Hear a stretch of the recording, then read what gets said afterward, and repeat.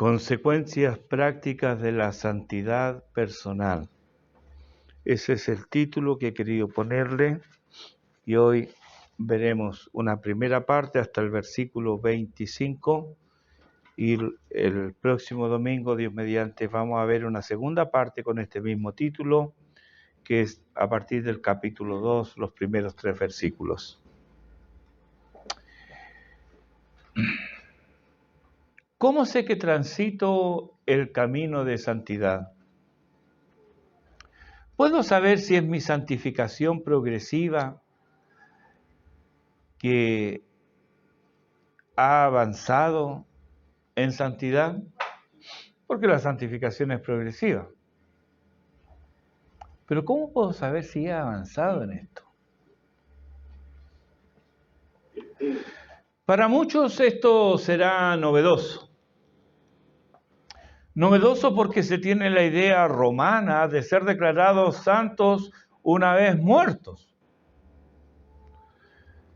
Pero también será novedoso para quienes asumen que la santidad es sinónimo de perfección.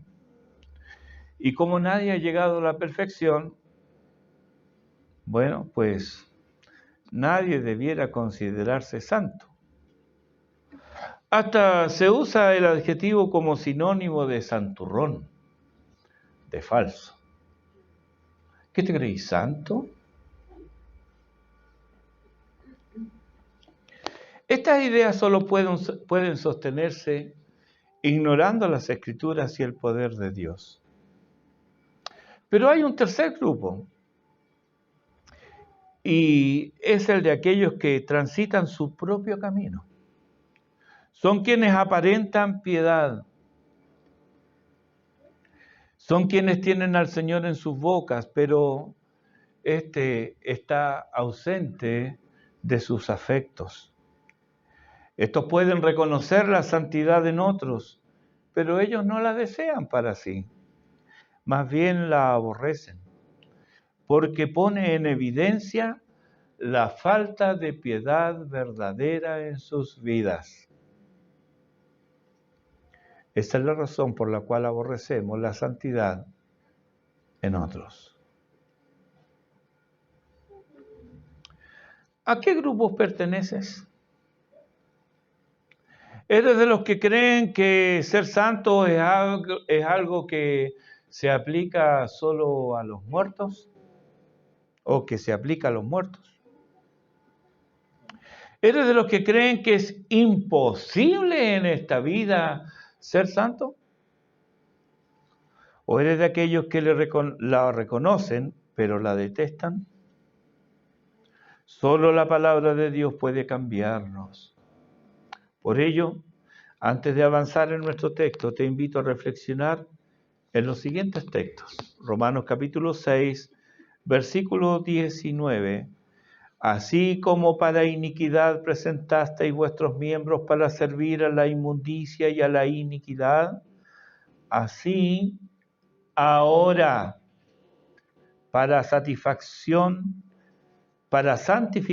presentad vuestros miembros para servir a la justicia. ¿Se fija? Hay un antes y una ahora. Ahora. Romanos 6:22. Ahora que habéis sido liberados del pecado y hechos siervos de Dios, tenéis por vuestro fruto la santificación y como fin la vida eterna. Primera a los Tesalonicenses capítulo 4, versículo 3. Muy cortito ahí dice, pues la voluntad de Dios es vuestra santificación. Y en el versículo 7 del mismo capítulo dice, pues no nos ha llamado Dios a inmundicia, sino a santificación. De estos textos y otros se desprende que la condición previa para responder a esta demanda de Dios hace imprescindible nacer de nuevo. Si te identificaste con uno de los 3 grupos que describí anteriormente, debes cuestionar tu realidad espiritual, pues es probable que solo seas un religioso, una nube sin agua, un árbol sin fruto, un extraño a la gracia de Dios. El apóstol Pedro nos viene hablando de esta nueva vida de hijos obedientes, de nuestro llamado a ser santos en toda nuestra manera de vivir. No hay área de la vida presente sobre la cual no incida el llamado de Dios a la santidad. Recuerde, toda vuestra manera de vivir. Toda. No hay excepciones. Y esto es así porque hemos sido comprados por la sangre preciosa de Cristo. Esta compra de esclavos no es para tenerlos en esclavitud degradante, es para liberarlos. Y no solo eso, los que antes fueron esclavos, ahora son hijos, hijos del Padre Celestial. Y como hijos del mismo Padre, de allí se infiere que todos los hijos son hermanos. Y como tales, deben amarse. Aquí tenemos algo práctico para medir nuestra santificación. En Efesios capítulo 4, versículo 15, Pablo nos dice que debemos seguir la verdad en amor. Y Jesús le dice a la mujer samaritana en Juan 4:23 que los verdaderos adoradores adoran al Padre en espíritu y en verdad. La adoración verdadera, aquella adoración que Dios recibe, es la que es efectuada conforme a la verdad. La demostración del amor a Dios, la adoración no puede ser sin apego a la verdad. Vamos a adorar, debe ser conforme a la verdad. La adoración es una demostración del amor a Dios. Si esto es así respecto del amor vertical, con igual razón respecto de las relaciones horizontales, el amor a los hermanos debe ser conforme a la verdad. En nuestro texto, Pedro nos dice que nuestras almas son purificadas por la obediencia a la verdad. Y es debido a esto que podemos amar a los hermanos con amor sincero y con corazón puro. Pero, ¿qué queremos decir con la verdad? ¿Es esto algo subjetivo? ¿Esto que cada cual cree por sí mismo? Es como si dijéramos, bueno, para mí significa esto. ¿Será así? ¿Será bueno definir así la verdad? Siendo la verdad algo fundamental en la adoración y en la comunión cristiana, no puede ser algo subjetivo. Y tampoco un valor que le asigna a cada cual. ¿Por qué? Porque la verdad proviene de Dios.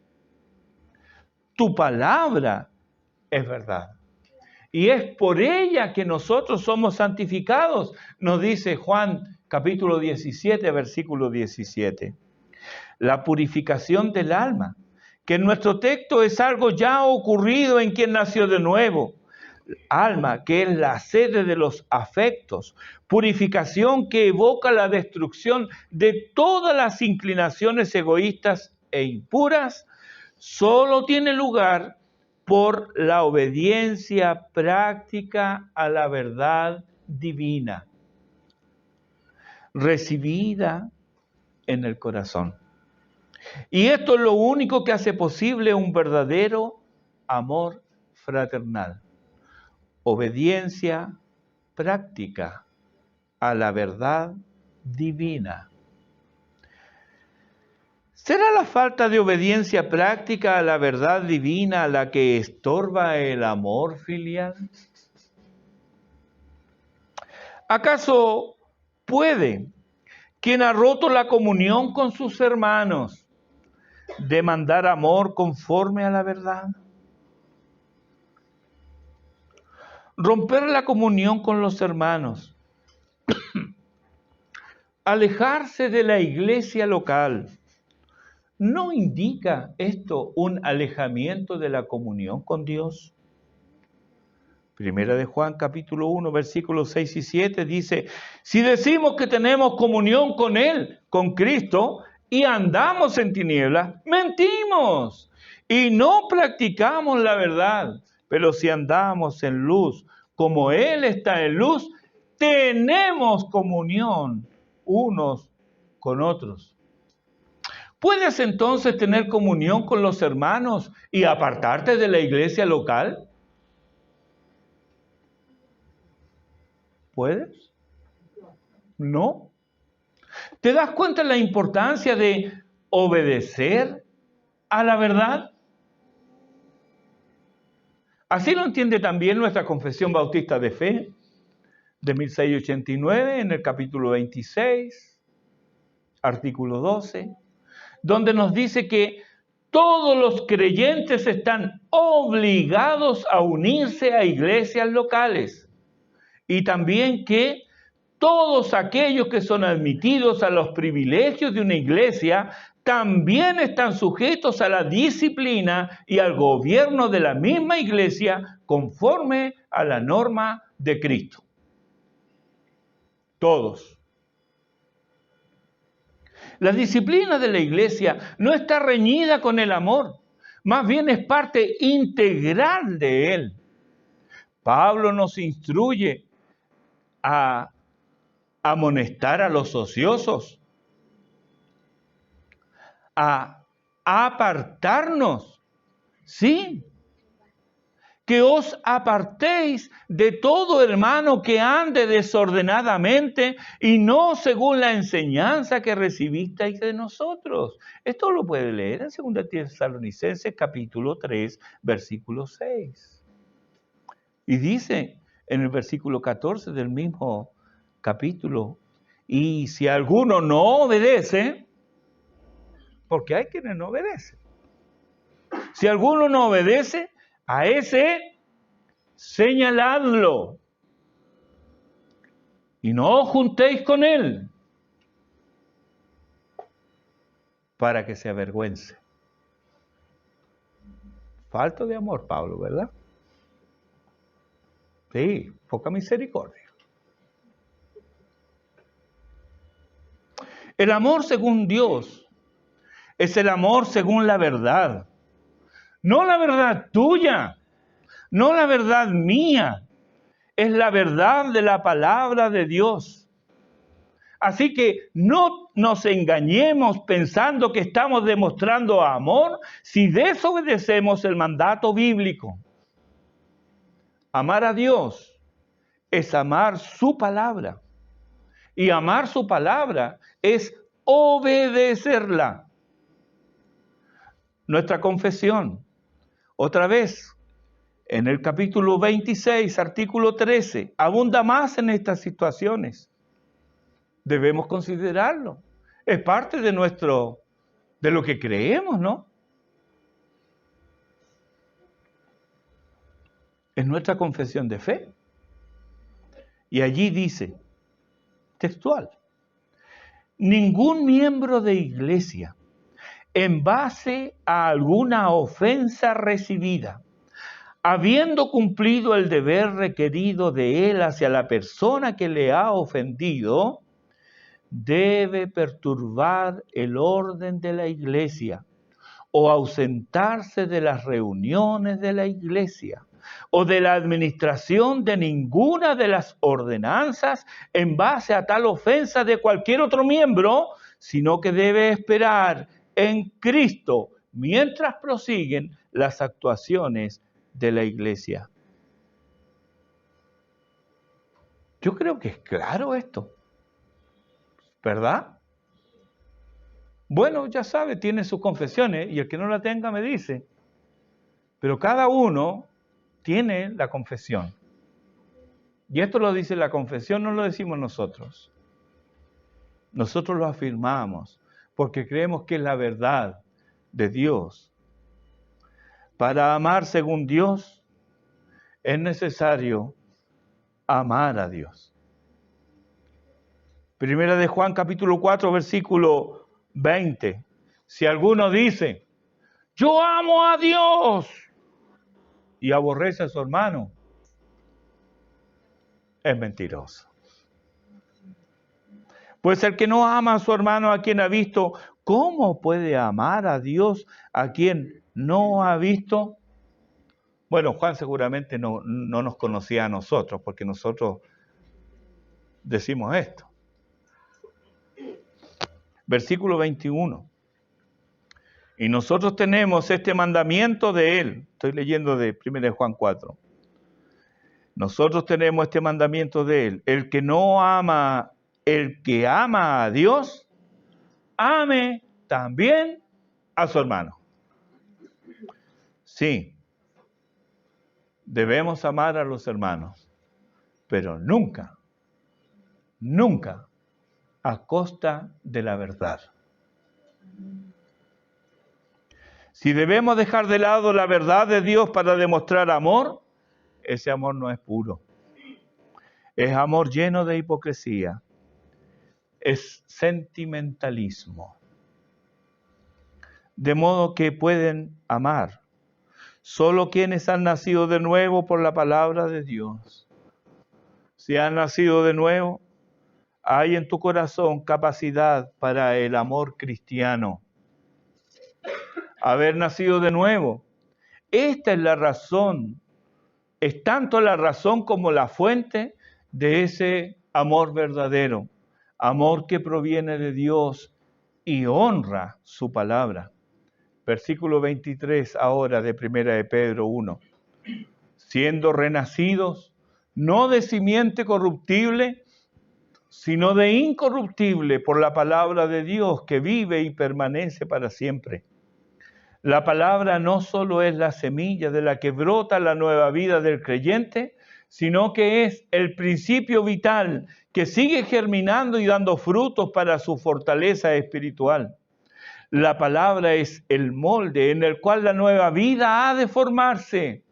De allí la importancia de que el creyente la obedezca, que se apropie por fe de las bendiciones que Dios le asegura al obedecer su palabra. Y así se desarrollará y crecerá espiritualmente.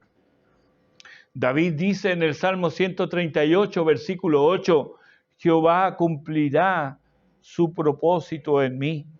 Tu misericordia, oh Jehová, es para siempre. No desampares la obra de tus manos.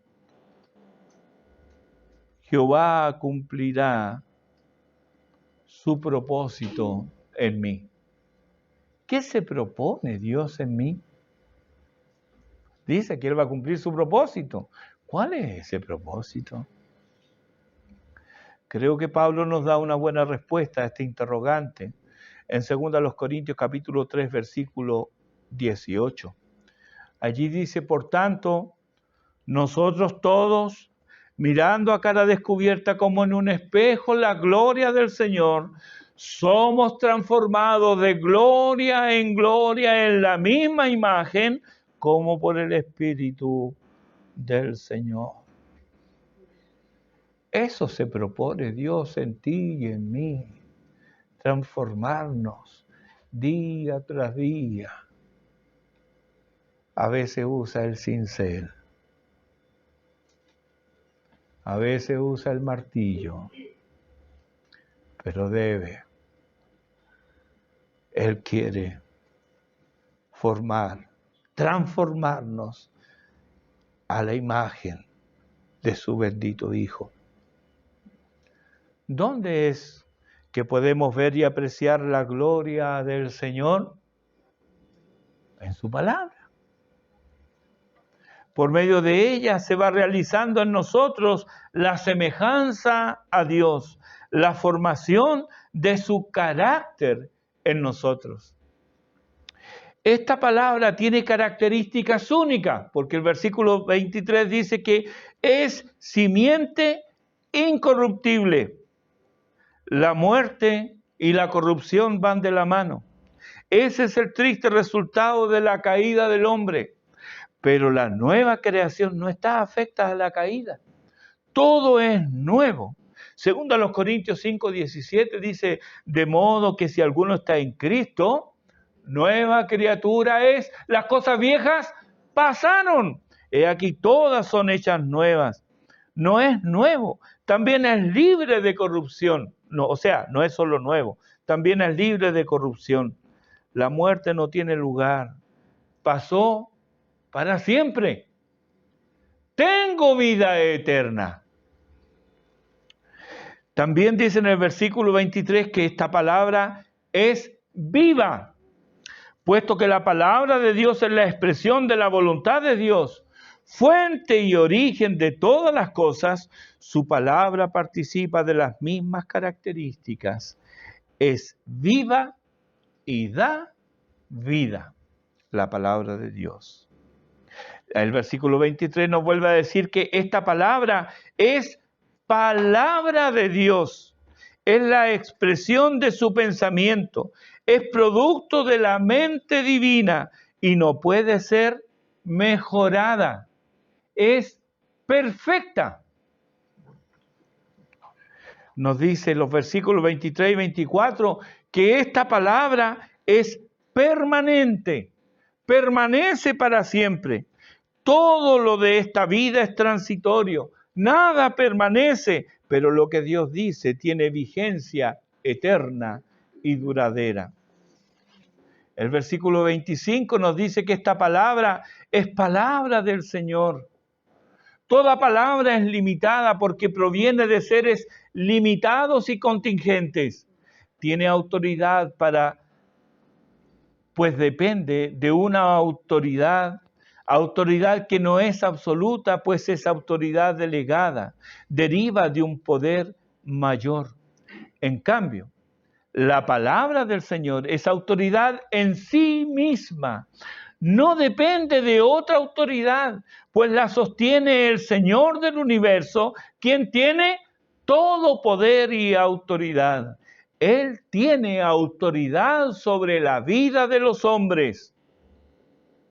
Versículo 25 nos dice que esta palabra es revelación de Dios a los hombres. Dios no revela su pensamiento a través de nuestro lenguaje y por medio de palabras humanas.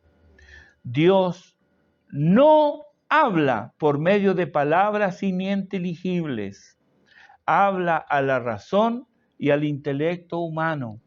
Por lo tanto, la idea de que nos comunica verdades profundas o realidades espirituales en otras lenguas o en lenguas de ángeles, si las hubiera, es fantasiosa y no resiste el examen de las Escrituras.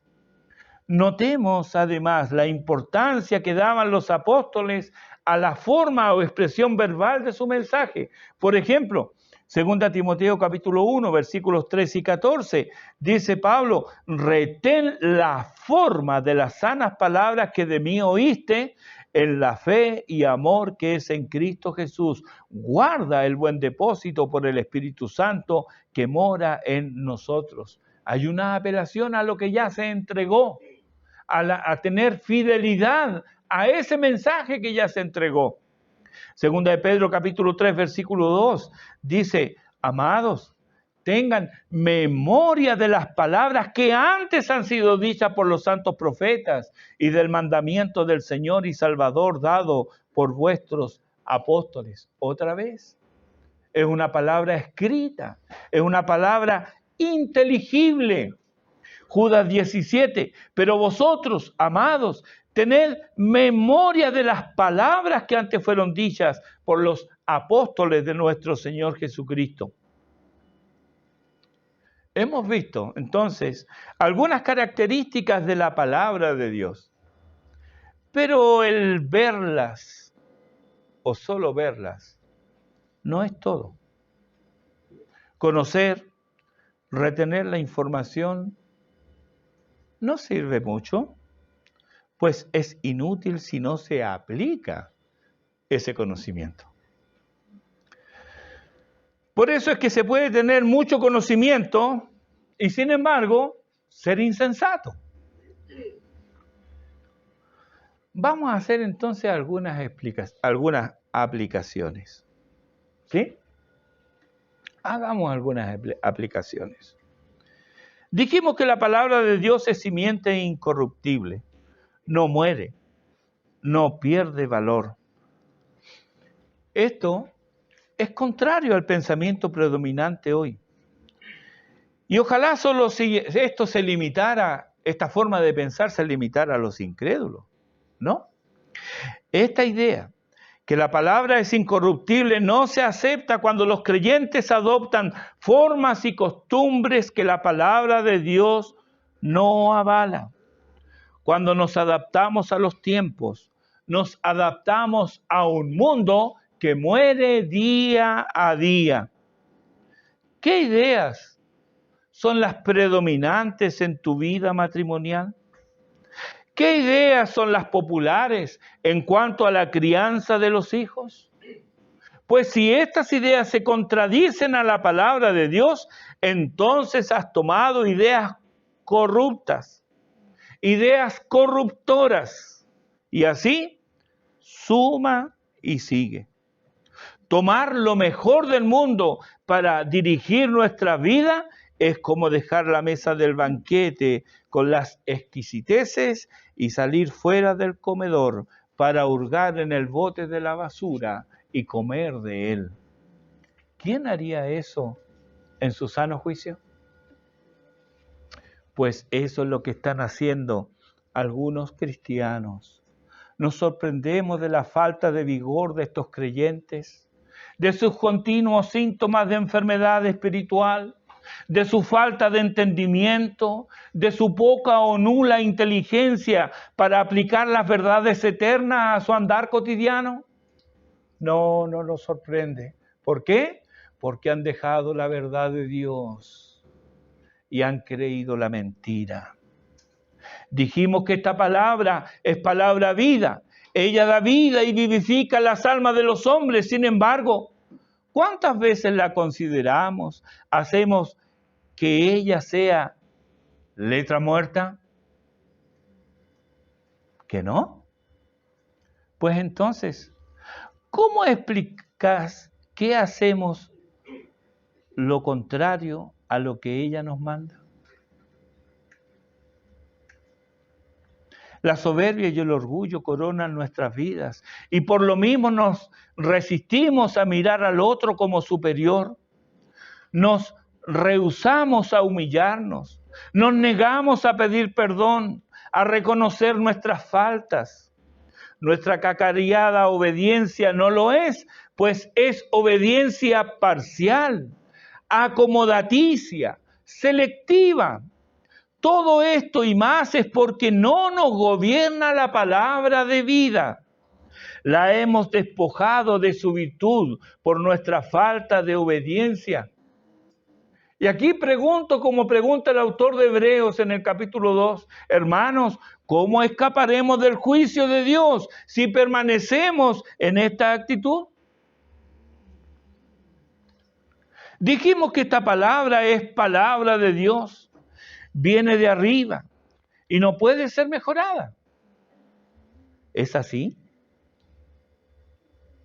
¿Por qué entonces anteponemos a la palabra de Dios nuestros pensamientos?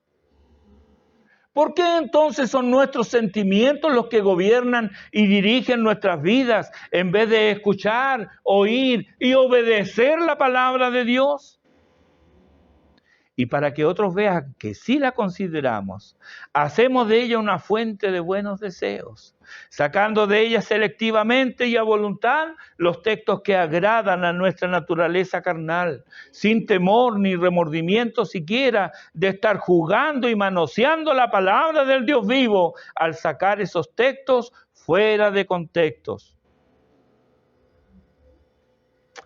Claro. Los pones en tus posts, ¿verdad? Ahí son exhibidos en tus redes sociales. Y como nos gusta coleccionar, me gusta. O ponerle a otro, me gusta. Para que todos vean qué tan bíblicos somos, qué tan correctos, qué tan piadosos.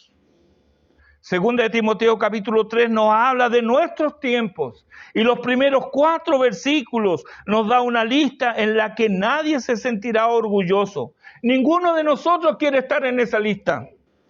Pero en esa misma lista están quienes son identificados en el versículo 5 como que tendrán apariencia de piedad, pero negarán la eficacia de ella. ¿Cómo es que niegan que la piedad sea eficaz? Porque se muestran piadosos, pero sus hechos no concuerdan con sus palabras. Dicen amar, pero aborrecen. Dicen seguir al Señor, pero lo que Él les ordena es para ellos letra muerta. Así, niegan con sus hechos la eficacia de la verdad. ¿Y qué debo hacer frente a un creyente que se comporte así? El mismo texto te lo dice, y te lo dice bien claro. Dice, a estos evita.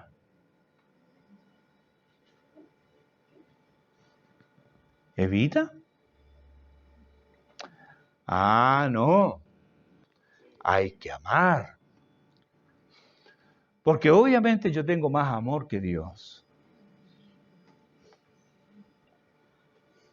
Y yo puedo mostrar más misericordia que Él. ¿Será esto posible? Pablo le escribe a Tito que era pastor en Creta. Era una congregación difícil. Pablo los conoce. Ahí, son palabras de Pablo, contumaces, habladores de vanidades, engañadores. Hoy habríamos echado a Tito si él hubiera obedecido el mandato paulino. Lo habríamos echado.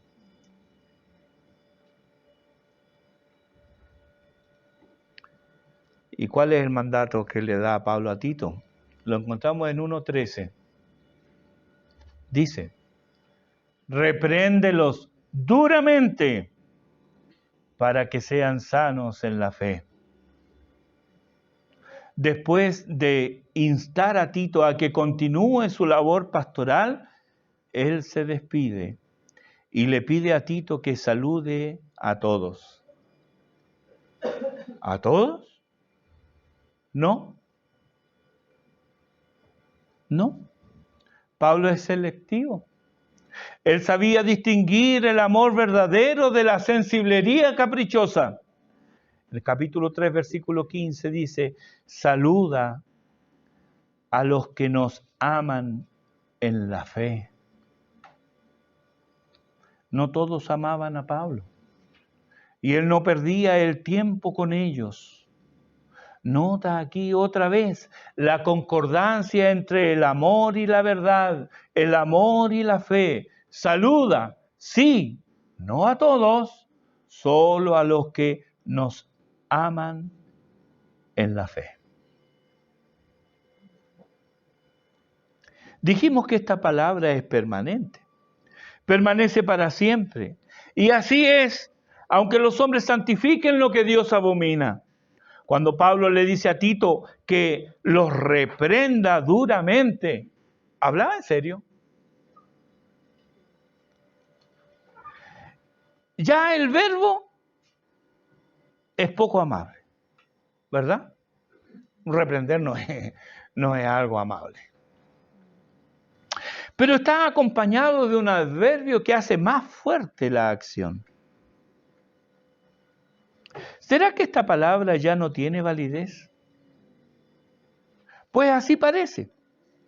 Estoy de acuerdo en que no todas las reprensiones son rigurosas y severas. Hay lugar también para la reprensión amorosa. Pero no es lo mismo reprender a un tierno niño por una equivocación que a lo que se hace acreedor un adulto por una conducta insolente e insensata. Una conducta son actos que apuntan en esa dirección. Conducta, no un acto. Una conducta son muchos actos. Entonces la reprensión, obviamente, debe ser dura. En este caso, dice Pablo, repréndelos duramente, aunque se enojen, pues por cierto no es esa la reacción que buscas, sino lo que dice el apóstol, para que sean sanos en la fe. Dijimos que esta palabra es palabra del Señor, o sea, tiene autoridad sobre nosotros. ¿De verdad? ¿La palabra del Señor tiene autoridad sobre ti? ¿Y cómo es que la desobedeces entonces?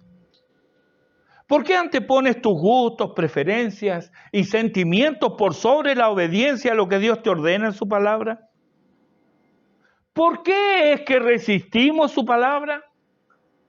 Ahora mismo, hermano, ahora mismo, ¿qué actitud tenemos al oír todo esto? ¿Hay contrición? ¿Hay arrepentimiento? ¿Qué es lo que ahora está pasando por tu mente y corazón? Recuerda, es palabra del Señor. Y por esta palabra Dios se revela a los hombres. Debemos poner el máximo empeño en recordar sus palabras. Jeremías vivió tiempos tormentosos de mucha oposición. ¿Qué lo sustentó a él en medio de los conflictos de la vida? Jeremías 15:16 dice, fueron halladas tus palabras y yo las comí, y tu palabra me fue por gozo y por alegría de mi corazón, porque tu nombre se invocó sobre mí, oh Jehová Dios de los ejércitos. Esto es el Evangelio, la palabra de Dios, y ella es poder de Dios para salvación a todo aquel que cree. Esta es la palabra que bendice a los hombres y transforma a las criaturas.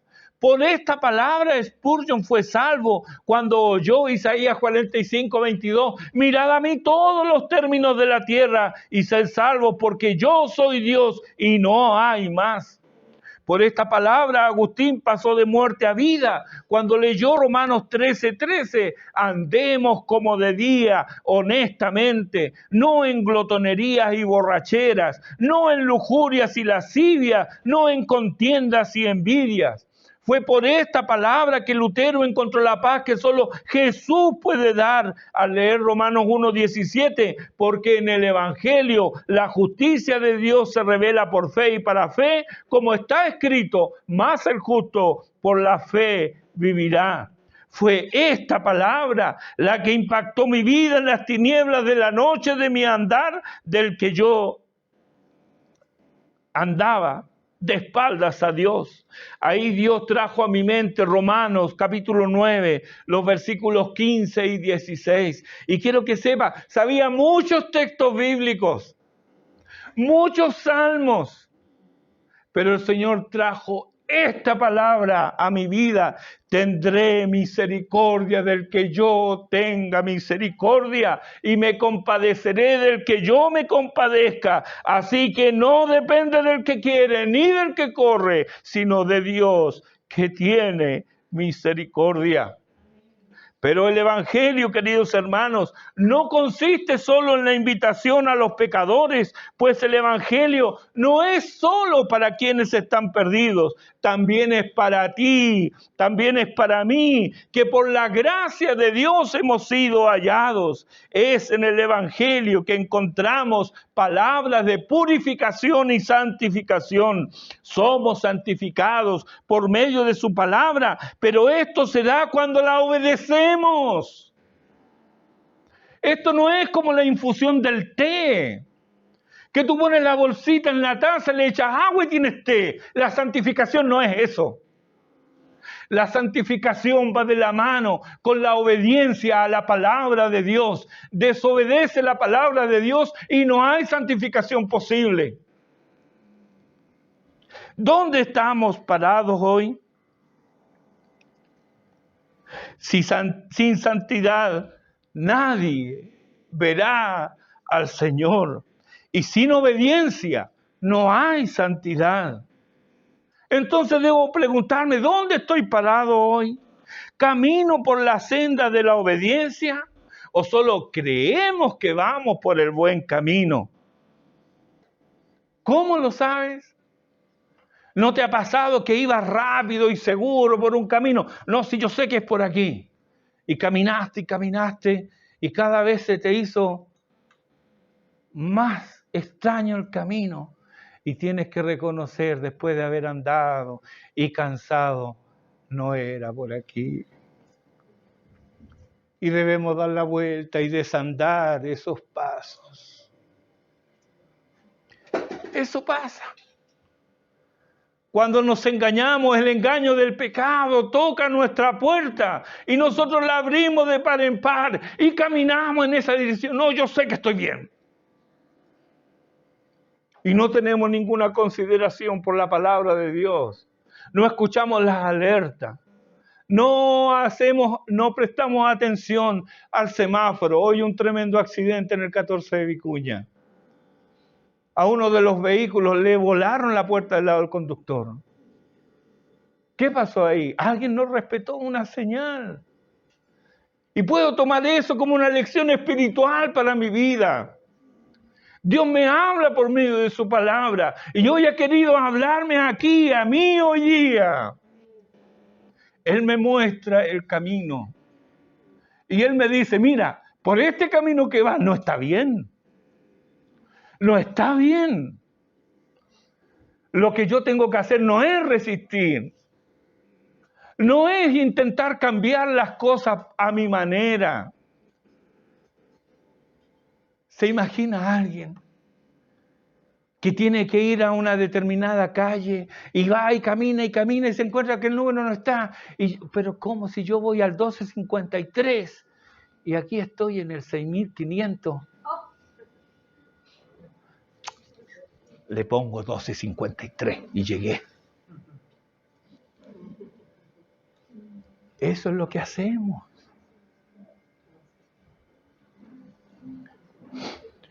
Entonces, queridos hermanos, no nos engañemos. Descendamos de las alturas de la justicia propia. Estos son harapos inmundos.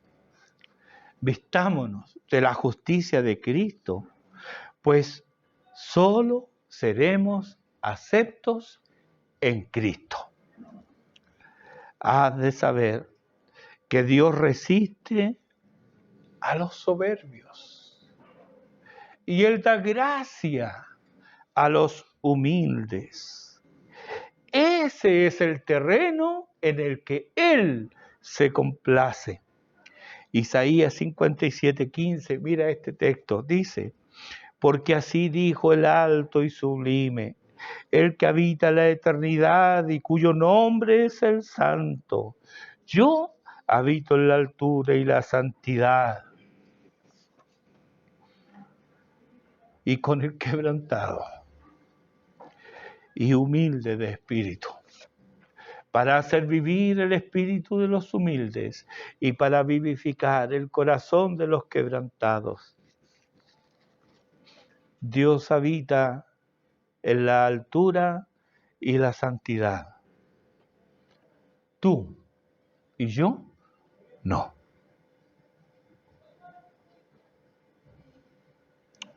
Pero Dios condesciende a morar entre los quebrantados y humildes de corazón.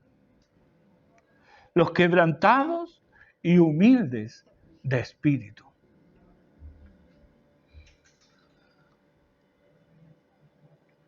Jehová atiende al humilde. Más, mira de lejos al altivo. Él nos vivifica al ser quebrantados y da nuevos bríos al espíritu de los humildes.